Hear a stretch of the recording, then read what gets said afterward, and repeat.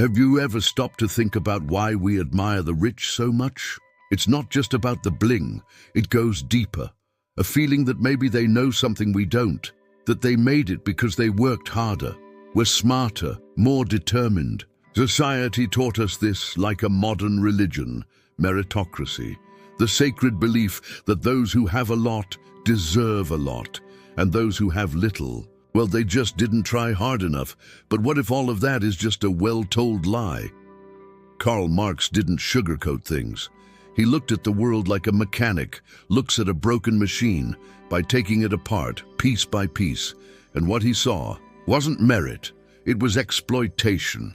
He said that the wealth of the few is built on the sweat of the many, that capital is born from labor, but the worker is left with crumbs. Meanwhile, the boss, the investor, the owner, he gets the whole cake. The proletarians have nothing to lose but their chains. And you, have you noticed yours?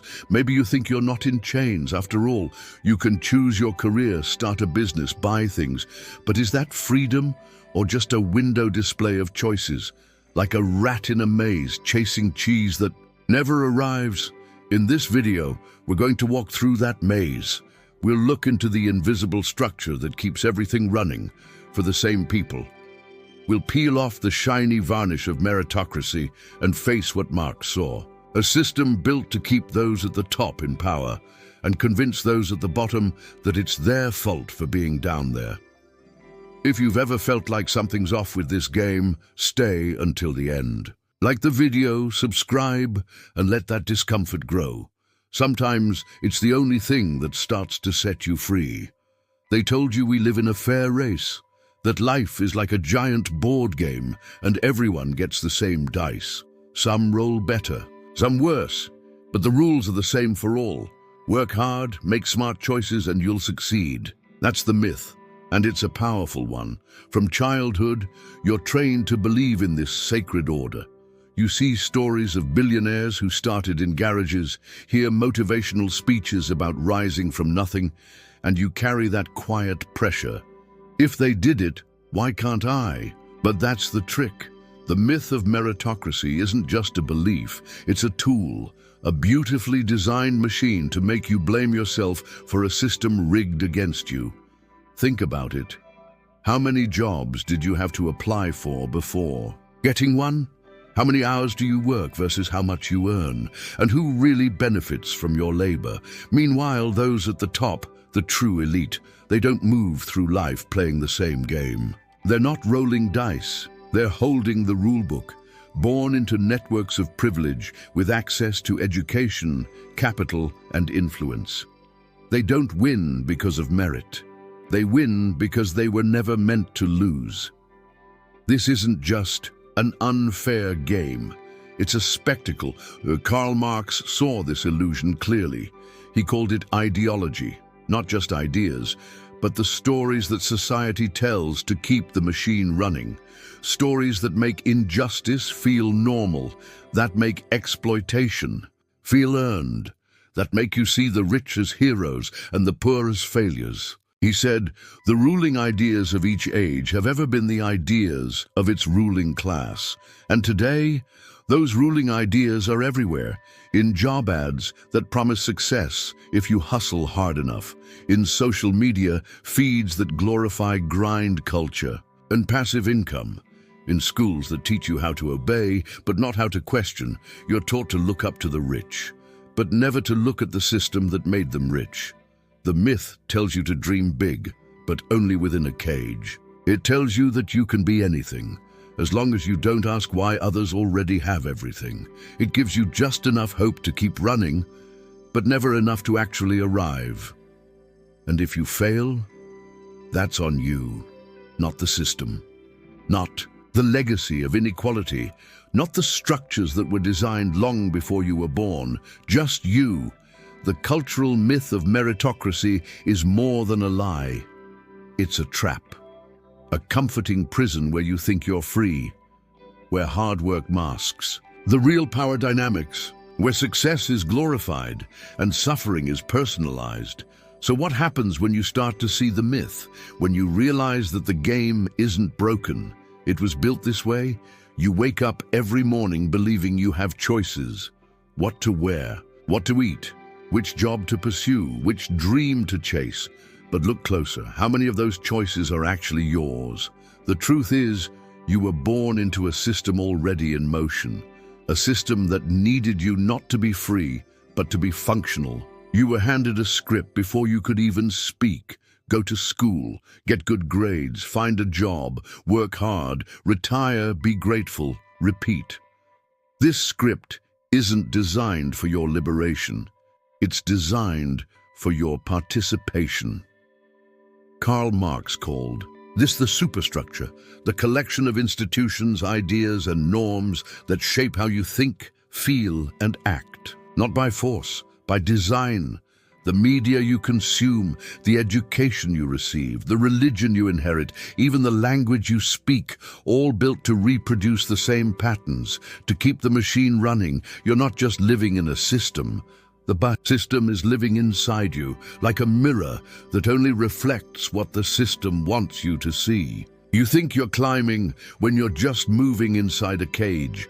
A smarter cage, a digital cage, one that rewards compliance with likes, promotions, and approval, and punishes rebellion with silence, debt, and exclusion. You are not free. You are functioning. Marx talked about alienation, the deep disconnection between the worker and the work, the self and the system. You spend your life selling your time, your energy, your creativity, and in return, you get wages that barely sustain you. You produce value, but never possess it. You make things you'll never own. You serve interests you'll never meet. And slowly something dies inside. You stop asking why. You stop dreaming dangerously. You become what the system needs: efficient, predictable, replaceable. A cog. This isn't a mistake. It's a masterpiece of control. Even leisure is part of the trap. The shows you binge, the gadgets you buy, the vacations you save for, all carefully designed to keep you docile. To recharge you just enough to keep working, to keep wanting, to keep consuming. You become both producer and product, both worker and advertisement. Freedom becomes a slogan, not a condition. And while you run through this maze, the wealthy, the real winners of this game, don't just profit from your labor. They profit from your belief in the game itself. They need you to keep hoping, to keep buying, to keep blaming yourself. Because if you ever stopped, if you ever turned around and looked at the whole structure, you might start asking dangerous questions like, who benefits from this system? Who designed it, and why do I feel so tired even when I'm doing everything right? That's the invisible prison, the elegant lie, the performance of choice inside a predetermined stage. So tell me, are you still playing the game or just following the script? Karl Marx didn't just want you to see the machine. He wanted you to feel its gears grinding against your life. His theory wasn't cold analysis.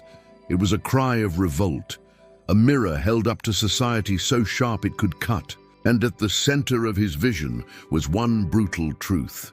Capitalism doesn't just produce wealth, it produces inequality. Not as a side effect, as a core function. In Das Kapital, Marx dissected the economic engine piece by piece. He showed how profit is not a gift from innovation, but a theft from labor.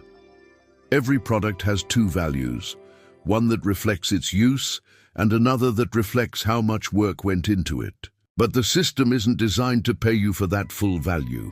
Instead, it pays you just enough to survive, while the rest is siphoned upward. That siphoned value? That's surplus value. That's where profit comes from. And that's why, no matter how hard you work, the rich always seem to be one step ahead. Because they're not earning, they're extracting. You build the house. They own the land. You serve the food. They sell the brand. You spend your life working. They spend their lives owning. It's not about effort. It's about position. And the position of power is always built on the labor of those beneath it. That's why Marx saw class not just as income levels, but as a relationship. One class owns the means of production, the factories, the offices, the platforms. The other class sells its labor to survive. And here's the twist: the more productive you are, the richer they become. Because under capitalism, your success doesn't threaten them, it fuels them. Every extra hour you work, every new skill you learn, every ounce of passion you bring, it doesn't lift you, it lifts them. Like water filling a reservoir you'll never drink from. It's a system where growth doesn't mean freedom, it means deeper dependency. Marx wasn't naive. He didn't think awareness alone would break the chain. He knew the system had powerful defenses: media, law, politics, ideology. He knew it would disguise itself as freedom, dress up exploitation as opportunity, call wage labor a career. But he also believed in cracks, in contradictions, in moments when the system fails to hide itself, when people start to see not just their pain, but its source. Because once you understand that the problem is structural, you stop blaming yourself. You stop chasing the illusion of merit. You start asking, what would it mean to work for each other, not for profit? What would it mean to produce without being owned? And that question, that burning question, is the beginning of revolt. Not with fire, not with slogans, but with consciousness, with clarity. With the quiet, terrifying realization that maybe you were never supposed to win this game. Maybe now it's starting to burn. That low, unsettling realization that the voice in your head, the one that said you weren't working hard enough, weren't smart enough, weren't good enough, wasn't yours. It was planted there, trained, rehearsed, rewarded every time you blamed yourself instead of questioning the world around you. You were never lazy. You were exhausted from running in place. This is what Marx meant by false consciousness, the mind, shaped by the very system that exploits it, where the oppressed internalize the logic of their oppressors, where the worker defends the boss, where the poor defend the rich, where the cage becomes invisible because it lives inside you.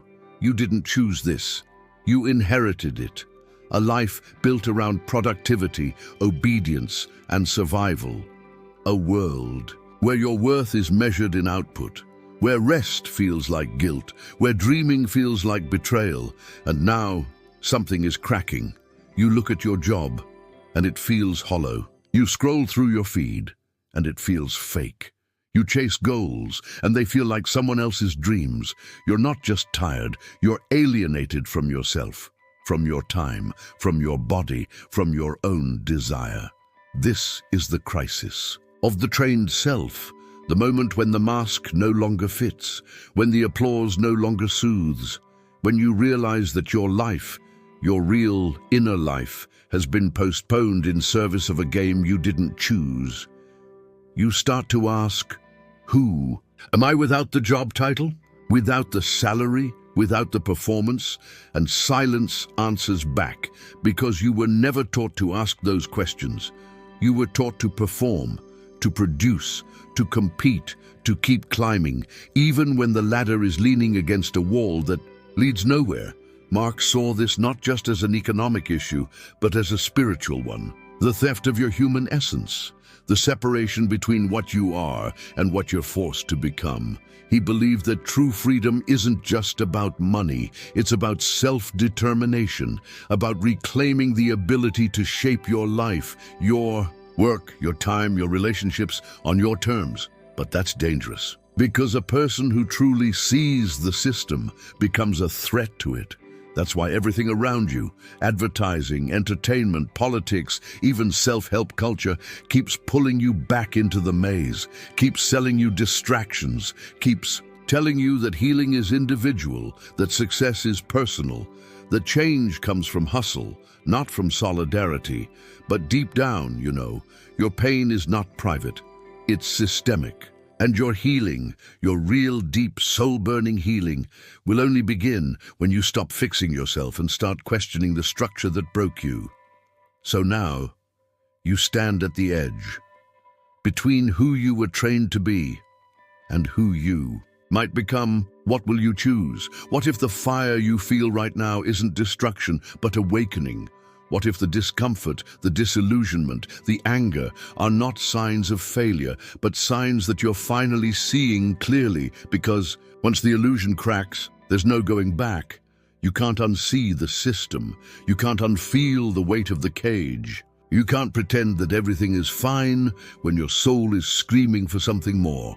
Karl Marx didn't offer a blueprint. He offered a mirror and a hammer. He showed us that the world is not fixed, but made. That every structure, every institution, every hierarchy is a product of history and can be undone. He believed in transformation, not just of systems, but of people, of consciousness. And that transformation begins with truth. The truth that you are more than a worker, more than a role, more than a consumer.